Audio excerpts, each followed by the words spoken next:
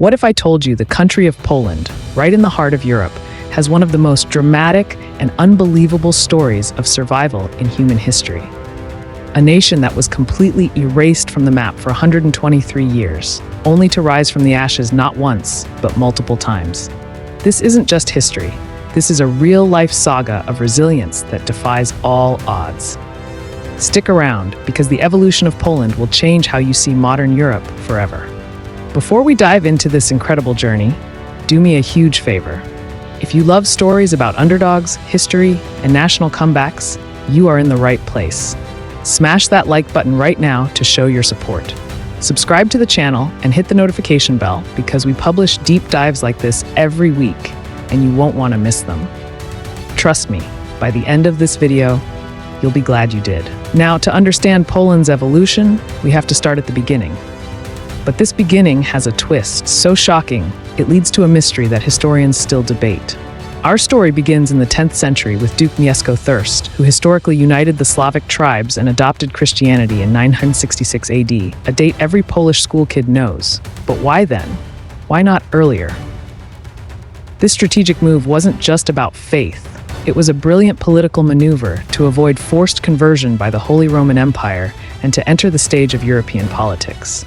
His son, Bolesław the Brave, expanded the realm, even briefly capturing Kiev.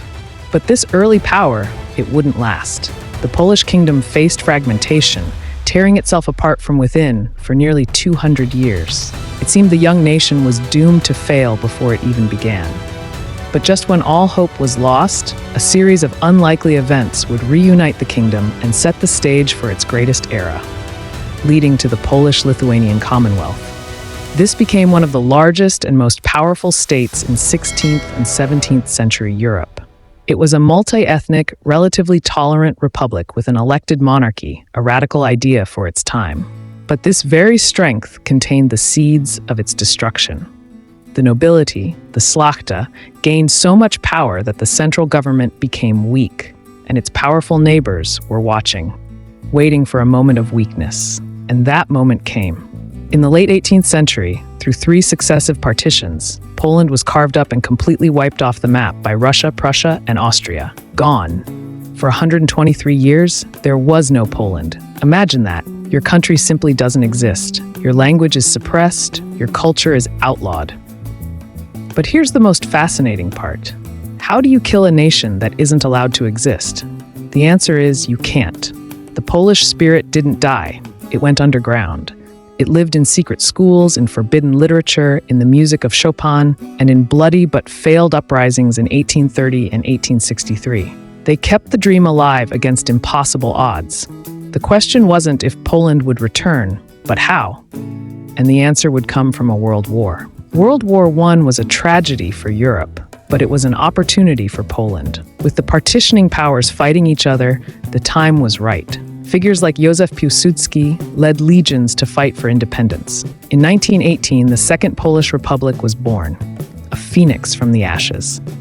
But its borders were fiercely contested, leading to the miracle on the Vistula in 1920, where the Polish army miraculously turned back the invading Soviet Red Army, a battle that arguably saved Europe from early communist expansion. This second chapter of independence was brave, but tragically short.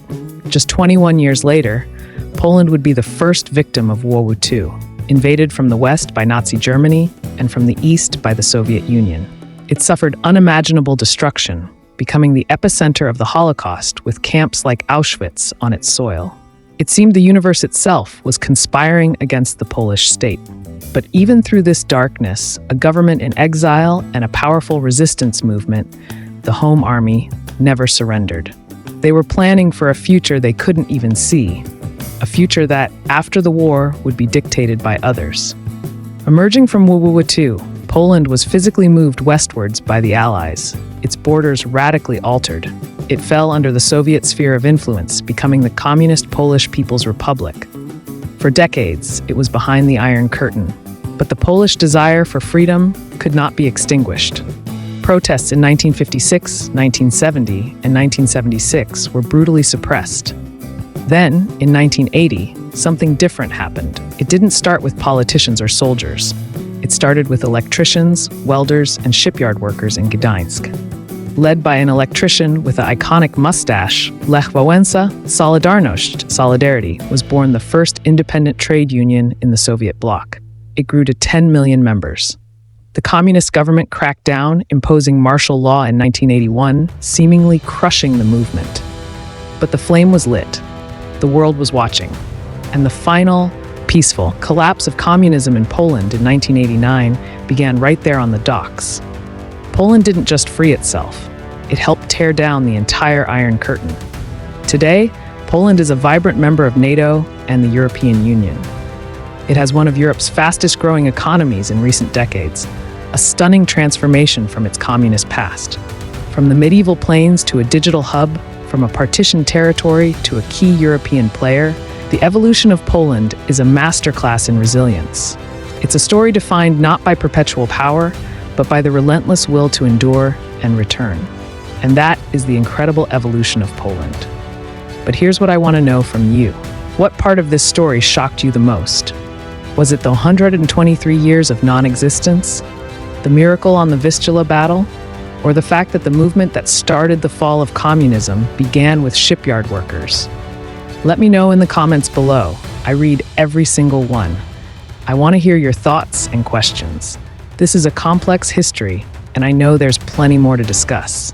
If you learned something new today, please give this video a like. It really helps the channel. Make sure you're subscribed and you've hit the bell so you don't miss our next deep dive into world history.